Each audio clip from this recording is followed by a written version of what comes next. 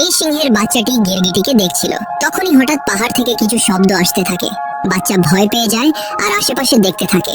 তখনই তার নজর ওই পাহাড়ের দিকে পড়ে, যেখান থেকে অনেকগুলো জঙ্গলি গরু দৌড়ে তার দিকে আসছিল। মনে হয় যেন আকাশ ফেটে গেছে। বাচ্চা ঘাবড়ে যায় আর ভয়ে সেখান থেকে পালাতে থাকে। আসলে এইসব তার চাচার প্ল্যান ছিল, যেটা এই হায়নারা পরিচালনা করছিল। বাচ্চা এই প্ল্যানে পুরোপুরি ফেসে গিয়েছিল আর সেও এই ভিড়ের সাথে দৌড়াতে থাকে। কিন্তু এই ভিড়ের মধ্যে বেশি সময় দৌড়ানো তার জন্য ঠিক ছিল না, কারণ সে যে কোনো সময় এই বড় ভিড়ের নিচে পড়ে যেতে পারত। এই কারণে বাচ্চা একটি ছোট পাথরের নিচে গিয়ে লুকিয়ে পড়ে। বাচ্চা আতঙ্কে ছিল, কি করবে সে কিছু বুঝতে পারছিল না। তখনই সে একটি আশার আলো খুঁজে পায় আর একটি শুকনো গাছের দিকে দৌড়ে গিয়ে উপরে উঠে যায়। কিন্তু এই ভিড়ের কারণে সেখানকার জমি কাঁপতে থাকে, যার কারণে গাছের ডালা যে কোনো সময় ভেঙে যেতে পারে। তখনই বাচ্চার চোখে একটি খুশির ঝলক দেখা যায়, কারণ সে তার পিতা সিংহকে দেখে ফেলেছিল। তার পিতা ভিড়ের সাথে তাকে বাঁচাতে আসতেছিল। সিংহ তাকে ধরে আর সুরক্ষিত জায়গায় রাখে, কিন্তু দুর্ভাগ্যক্রমে সে এই ভিড়ের মধ্যে পড়ে যায়। যখন বাচ্চাটি আশা ছেড়ে দেয়, ঠিক তখনই পাহাড়ের অন্য পাশে পিতাকে চড়তে দেখে বাচ্চা খুশি হয়ে যায়। সিংহ খুবই বাহাদুর ছিল, কিন্তু এই ভাগ দৌড়ের কারণে অনেক চোট লেগেছিল, যার কারণে সে নিজেকে সামলাতে পারে না আর নিচে পড়ে যায়। বাচ্চা চিৎকার করে, তার চিৎকারে চারদিকের পরিবেশ স্তব্ধ হয়ে যায়। বেচারা বাচ্চা তার পিতাকে হারিয়ে ফেলেছে। সে মনে কষ্ট নিয়ে শুধু তার পিতাকে দেখতেছিল। তখনই বাচ্চার চাচা সেখানে চলে আসে। সে বলে, তোর পিতা আমাদের পরিকল্পনার শিকার হয়ে গেছে আর এখন তোর পালা, আদরের ভাতিজা। বাচ্চা ভয় পেয়ে যায় আর সেখান থেকে পালিয়ে যায়। চাচা সিংহটি তার পিছনে হায়নাদের লাগিয়ে দেয় আর বলে যে সে যেন কিছুতেই বাঁচতে না পারে। বাচ্চা এখন থেমে যায়, কারণ সামনে খাদ ছিল। বাচ্চাটার পা পিছলে সে খাদে পড়ে যায়। হায়নাদের মনে হয় বাচ্চা মরে গেছে।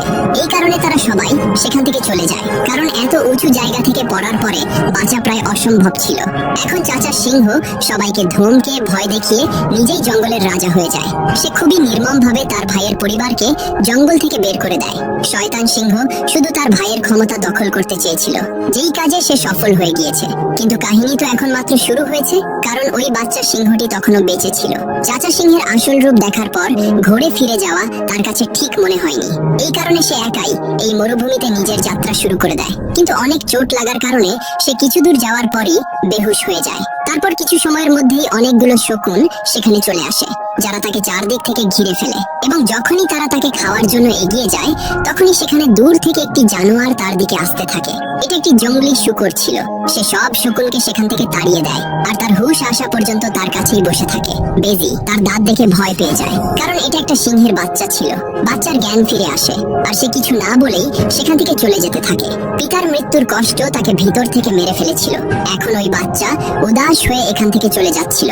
বেজি আর শূকর তার সাথে কথা বলার চেষ্টা করে, আর কথা বলতে বলতে তারা ভালো বন্ধু হয়ে যায়। তারা দুজনেই তাকে ভরসা দেয় যে জীবনে সবাই আপনজনকে হারায়, এটা নিয়তির নিয়ম। কিন্তু এর অর্থ এই নয় যে তোমার বেঁচে থাকা বন্ধ করে দিতে হবে, আর তুমি তো একটি বাহাদুর সিংহের ছেলে।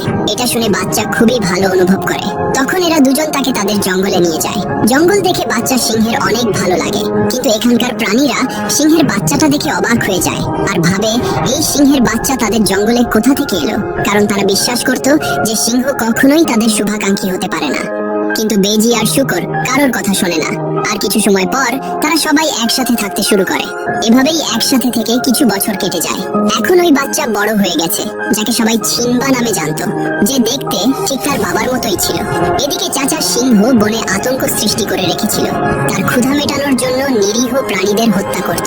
সময়ের সাথে সাথে তার লোভ আরো বেশি বেড়ে যায়। তার রাজ্যে কেউ ঠিক মতো খাবার পেত না, কারণ সে নিজেকে ছাড়া অন্য কাউকে শিকার করতে দিত না, যার কারণে ছিনবার পরিবারের লোকজন সব সময় ক্ষুধার্ত থেকে যেত। তারা খুবই অসহায় ছিল। তারা কিছুই করতে পারতো না, কারণ তাদের চারদিকে চাচা সিংহের দাপট ছিল। আর ছিনবার মা ও অনেক সাহসী ছিল। সে বলে, আমরা আমাদের জন্মভূমিকে এভাবেই ছেড়ে যেতে পারি না, আর এভাবে ক্ষুধায়ও মরতে পারি না। আমাদের কিছু না কিছু তো অবশ্যই করা দরকার। সবাই তার কথার সাথে একমত হয়। তখনই অন্য সিংহী বলে, কিন্তু ওই সিংহের বিরুদ্ধে যাবে কে? কার মধ্যে এত সাহস আছে? ঠিক তখনই একটি হায়না আসে আর ছিনবার মাকে তার সাথে নিয়ে যায়। সবাই ভয় পেয়ে আছে যে এখন কি হবে। ছিনবার মা সিংহের কাছে যায়। তখন সিংহ বলে, আমি জানি তোমরা কি পরিকল্পনা করছো, কিন্তু তোমাদের কোনো পরিকল্পনাই কাজ করবে না।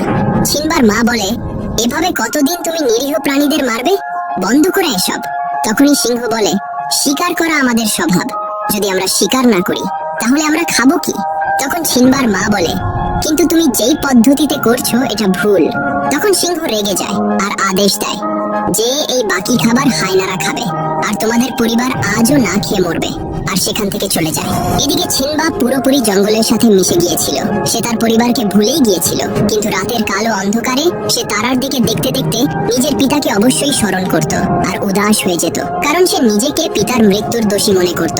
তখনই তার একটি পশম খুলে পানিতে পড়ে যায়, যেটা ঘাস মনে করে একটি পাখি তার বাসায় নিয়ে আসে, আর অন্য পাখিটি সেটা ফেলে দেয়, কারণ সে জানতো যে এটা কোনো ঘাস না, একটা জানোয়ারের পশম। পশম উড়ে মাটিতে গিয়ে পড়ে। তখনই ওই পশম উঠিয়ে একটি পিঁপড়া যেতে থাকে। সেখানে বসে থাকা বান্দরের নজর ওই পশমের উপর পড়ে। সে ওই পশম উঠিয়ে চিনে ফেলে যে এই পশম ছিনবার, যার মাধ্যমে সে অনুমান করে ফেলে যে ছিনবা এখনো জীবিত আছে। এই খবর তার জন্য আর পুরো জঙ্গলের জন্য একটি খুশির খবর ছিল। সে আনন্দে চিৎকার করতে থাকে। এদিকে ছিনবার বন্ধুর উপর একটি সিংহী হামলা করে দেয়। ওই জঙ্গলে সিংহী ঢুকে গিয়েছিল। ছিনবার বন্ধু নিজের জীবন বাঁচাতে পালাচ্ছিল, কিন্তু সিংহীর ক্ষমতার কাছে তারা দুজন কতক্ষণ টিকে থাকতে পারে? দুজনের জীবন বাঁচানো মুশকিল ছিল, কিন্তু তখনই সেখানে ছিনবা চলে আসে আর হামলা করে দেয়। দুজন সিংহই শক্তিশালী ছিল। তখনই সিংহী যুদ্ধে তার থেকে এগিয়ে যায়। সে ছিনবাকে চেপে ধরে, কিন্তু ছিনবা তাকে দেখে চিনে ফেলে আর তাকে লানা বলে ডাক দেয়। সিংহী বুঝে যায় এটা অন্য কেউ না, বরং ছিনবা, কারণ ছিনবাই তাকে এই নামে ডাকতো।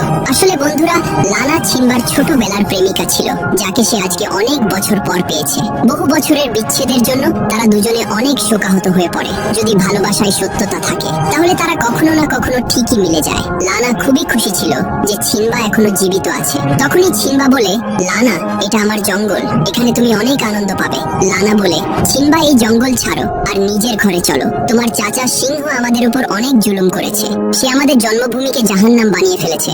এখন তোমার ফিরে যাওয়া উচিত। কিন্তু ছিনবা যেতে নিষেধ করে দেয় আর লানাকে এখানে আরো কিছু সময় থাকতে বলে। লানা তার কথা মেনে নেয়। তখন ছিনবা তাকে পুরো জঙ্গল ঘুরিয়ে দেখায়। লানার এই জঙ্গল খুবই পছন্দ হয়। দুজনে অনেক ঘোরাঘুরি করে আর অনেক আনন্দ করে। অনেক বছর পর ছিনবা তার প্রেমিকার দেখা পেয়েছে। তারা দুজন ঘুরতে ছিল। তখন লানা বলে যে তুমি যেহেতু বেঁচে আছো, সেহেতু ঘরে কেন ফিরে আসনি? তোমার নিজেদের লোকদের কথা মনে পড়ে না? তোমার চাচা সিংহ আমাদের সবার উপর অনেক জুলুম করেছে। আমাদের দুনিয়া সে ধ্বংস করে দিয়েছে। তখন ছিনবা বলে, আমার তাতে কিছু যায় আসে না, এখন এটাই আমার পৃথিবী। ছিনবা পুরোপুরি বদলে গিয়েছিল। লানা বলে, ছিনবা, তোমার বাবা অনেক বাহাদুর ছিল, কিন্তু তুমি তার মতো একদমই না। তুমি তো অনেক ভীতু আর স্বার্থপর। কিন্তু তারপরও ছিনবা যেতে নিষেধ করে দেয়, যার কারণে লানা রেগে সেখান থেকে চলে যায়। রাতে ছিনবা উদাস হয়ে সেখান থেকে যাচ্ছিল। তখনই সে একটি বানরকে দেখে। এই বানর ছিনবাকে চিনতো, কিন্তু ছিনবা তাকে চিনতো না। বানর তার কাছে যায়, কিন্তু ছিনবা তাকে চিনে না বলে অস্বীকার করে। বানর বলে, আমি তোমার পিতাকে চিনি, তুমি চাইলে আমি তোমাকে তার কাছে নিয়ে যেতে পারি। ছিনবা অবাক হয়ে যায়, কিন্তু সে খুশিও ছিল, হয়তো তার পিতা এখনো জীবিত আছে। তখন মনের মধ্যে আশা নিয়ে সে বানরের পিছনে যেতে থাকে। বানর একটি নদীর তীরে বসে পড়ে আর ছিনবাকে নদীতে দেখতে বলে। যখন ছিনবা নদীতে দেখে, তখন সে নিজের মধ্যে পিতার ঝলক দেখতে পায়। বানর বলে, তোমার পিতা তোমার ভিতর রয়েছে। তখন সে আত্মবিশ্বাস খুঁজে পায়। তখনই আকাশে বিদ্যুৎ চমকায় আর একটি আওয়াজ আসে। এই আওয়াজ তার পিতা সিংহের ছিল, যে বলছিল, বেটা তুই শিকারী, তোকে আমাদের জন্মভূমিকে বাঁচাতে হবে, কারণ আমরা একটি শিকারী পরিবারের লোক। সিংহ জঙ্গলের রাজা, রাজা বাবা। এটা শুনে ছিনবার মধ্যে অনেক শক্তি চলে আসে, আর এখন তার মধ্যে ঘুমিয়ে থাকা সিংহ জেগে উঠেছে। সে পুরোপুরি তৈরি ছিল নিজের জন্মভূমিকে বাঁচানোর জন্য। সে জোরে হুঙ্কার দেয় আর লড়াইয়ের ঘোষণা করে দেয়। এখন এটা ছিনবার নতুন রূপ ছিল, যাকে হারানো অসম্ভব ছিল। ছিনবা নিজের জন্মভূমির দিকে বের হয়ে যায়, আর কিছু দূর যাওয়ার পর সে লানার দেখা পায়। লানা তার এই রূপ দেখে অনেক খুশি হয়। এখন দুজনে একসাথে নিজেদের জন্মভূমির কাছে পৌঁছে যায়। নিজের জন্মভূমির এই অবস্থা দেখে সে অনেক দুঃখ পায়। তখন লানা বলে, ছিনবা, এখন সামনে কি করবা? ছিনবা বলে, নিজের জন্মভূমির রক্ষা করব, যার দায়িত্ব আমার পিতা আমাকে দিয়েছে।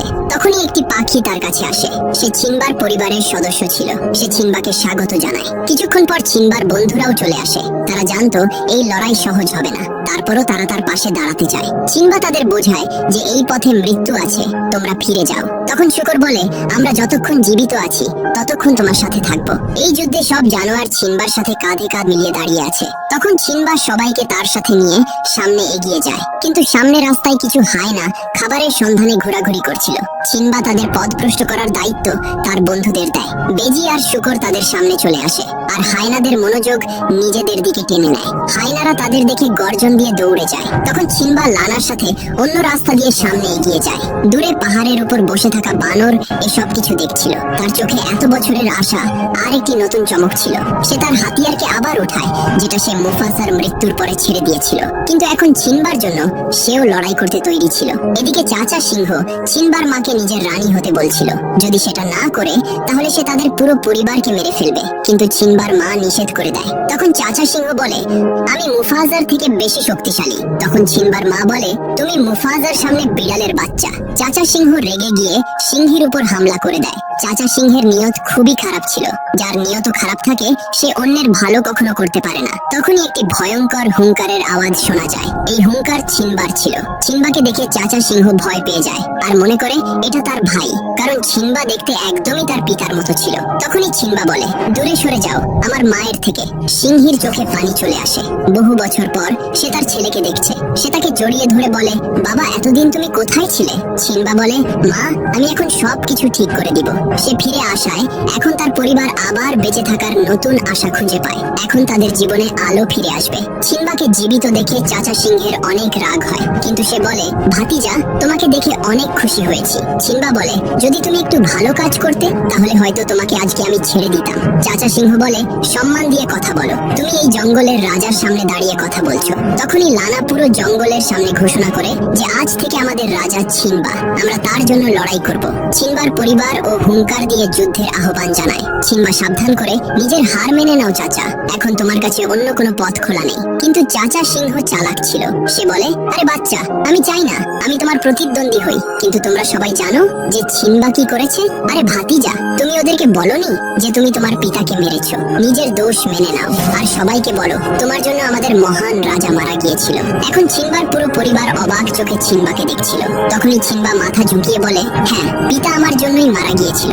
এই সুযোগের ব্যবহার করে চাচা সিংহ বলে, দেখো এই হলো তোমাদের রক্ষাকর্তা, যে নিজেরই বাবার হত্যাকারী। আজকে তার জন্যই মহারাজ আমাদের মধ্যে নেই। আর সে কি রাজা হবে যে নিজেরই পিতাকে মেরে ফেলেছে? চাচা সিংহ নিজের চালাকির মাধ্যমে ছিনবার হুঙ্কারকে বন্ধ করে দিয়েছে আর তারপর তার পরিবারকে তারই বিরুদ্ধে দাঁড় করিয়ে দিয়েছে। কথায় আছে না, সাপও মরবে আর লাঠিও ভাঙবে না। সে এরকমই অবস্থা করে দিয়েছে ছিনবার। এখন চাচা সিংহ তাকে ভয় দেখাতে থাকে আর বলে, আমার পায়ে পড় ভাতিজা। তখনই ভয়ে ছিনবার পা পিছলে যায়। তখন সে পাহাড়ে ঝুলেছিল। তখনই হঠাৎ একটি চমকানো আগুনের শিখা পড়ে। পাপের ধ্বংসের সময় হয়ে এসেছে। চাচা সিংহ বলে, এই ভয়ই আমি তোর পিতার চোখে দেখেছিলাম, যখন তোর পিতা এরকম ভাবে নিজের জীবনের ভিক্ষা চাইছিল। এরপর চাচা সিংহ ঝাঁপ দিয়ে ছিনবার হাত চেপে ধরে আর আস্তে করে বলে, ভাতিজা তোর বাবাকে আমি মেরেছিলাম ঠিক এইভাবেই, আর আজকে তোর পালা। এটা শুনতেই ছিনবার সেই কষ্টের মুহূর্ত মনে পড়ে যায়, যার ফলে ছিনবার চোখে আগুন জ্বলে ওঠে আর সে পুরো শক্তি দিয়ে চাচা সিংহের চুলে কামড়ে ধরে আর উপরে চলে আসে আর চিৎকার করে বলতে থাকে, কেমন ভাই তুমি যে নিজেরই ভাইকে মেরে ফেলেছো? তখনই চাচা সিংহ বলে, সে নিজের দোষ লুকানোর জন্য আমাকে ফাঁসাচ্ছে, তার কথা কেউ শুনবে না। সিংহী বলে, যদি তুমি মহারাজকে না মেরে থাকো তাহলে তুমি তার চোখে কিভাবে দেখলে? এটা শুনতেই চাচা সিংহের চেহারা কুঁচকে যায়। এখন তার ধ্বংস নিশ্চিত ছিল। তারপরও সে হার মানার পরিবর্তে হায়নাদের আদেশ দেয়, মেরে ফেলো এদের সবাইকে। ওইসব ভয়ঙ্কর হায়নারা ছিনবার উপরে ঝাঁপিয়ে পড়ে। একটি ভয়ঙ্কর যুদ্ধ শুরু হয়ে যায়। ছিনবা একা ওই হায়নাদের মোকাবেলা করতে থাকে। এদিকে লানা ও পরিবারের সবাইকে যুদ্ধ করার আদেশ দেয়। ছিনবার পুরো পরিবার এক এক করে হায়নাদের উপর ঝাঁপিয়ে পড়ে। এটা ছিল একটি বিশাল যুদ্ধ যেটা বহু বছর ধরে থেমেছিল। তখনই এতগুলো হায়নাদের মধ্যে একা ছিনবা দুর্বল হয়ে যায়। নিজেদের সংখ্যা বেশি থাকায় সব হায়নারা তার উপর ঝাঁপিয়ে পড়ে। তখনই সেখানে পাখিটি চলে আসে। সেও হায়নাদের উপর হামলা করে দেয়। তখন হায়নারা পাখিটিকে মারতেই যাচ্ছিল, ঠিক তখনই সেখানে বানর চলে আসে আর তাদের সবার উপর হামলা করে দেয়। তারপর ছিনবার বন্ধুরাও সেখানে চলে আসে আর হামলা করে দেয়। শূকরটি এক একটা হায়নাকে ধরে আছাড় মারতে থাকে। তখন তারা সবাই মিলে সব হায়নাদের নিচে ফেলে দিতে থাকে আর বাকি হায়নারা ভয়ে পালিয়ে যায়। অবস্থা খারাপ দেখে চাচা সিংহ পালাতে থাকে। ছিনবা তার পিছনে যেতে থাকে। এক পর্যায়ে চাচা সিংহ দেখে পালানোর আর কোনো জায়গা নেই। তখন সে বলে, আমাকে ক্ষমা করে দাও। সে বলে, তোমাদের মারার প্ল্যান হায়নাদের ছিল, আমার সেখানে কোনো দোষ ছিল না। তার এই কথা হায়নারা শুনে ফেলে। সে বলে, হায়নারা তোমাকে বোকা বানিয়েছে যেভাবে তুমি আমাকে বোকা বানিয়েছো। সে বলে, ছিনবা তুমি তোমার একমাত্র আঙ্কেলকে মেরে ফেলবে? ছিনবার মায়া হয়। তখন চাচা সিংহ বলে, বলো আমি কি করলে তুমি আমাকে বিশ্বাস করবে আর আমাকে ছেড়ে দেবে? ছিনবা বলে, পালিয়ে যাও। আর কখনো এখানে ফিরে আসবে না। চাচা সিংহ বলে, ঠিক আছে, তুমি যা চাও আমি তাই করব। এটা বলেই সে তার উপর হামলা করে দেয়। সিম্বা বলে, কি করছো তুমি? চাচা সিংহ বলে, এটা আমার রাজ্য, আমি এখানকার রাজা, আমি এখান থেকে কোথাও যাব না। তখন তাদের ভিতর লড়াই হয় আর চাচা সিংহ নিচে পড়ে যায়। এটা দেখে সিম্বা অনেক কষ্ট পায়। তখন দেখা যায় চাচা সিংহ এখনো বেঁচে আছে। তখন হায়নারা তার কাছে আসে। হায়নাদের লিডার তাকে বলে, তুমি কেন বলেছো যে সিম্বার বাবাকে আমরা প্ল্যান করে মেরেছি? তোমার কোনো দোষ ছিল না? তখন সে বাঁচার জন্য বলে, না, আমি তাকে বোকা বানানোর চেষ্টা করেছি। হায়না বলে, তুমি আমাদের বোকা বানাতে পারবে না। আর তারা তার উপর হামলা করে দেয় আর চাচা সিংহকে মেরে ফেলে। এরপর সিম্বা সেখানকার রাজা হয়ে যায় আর সেখানকার সব প্রাণীরা এখন সবাই মিলে মিশে বসবাস করে আর চারদিক আনন্দে ভরে যায়। আর এই অসাধারণ মুভিটা এখানেই শেষ হয়ে যায়। বন্ধুরা, ভিডিওটি ভালো লাগলে চ্যানেলটি সাবস্ক্রাইব করতে ভুলবেন না।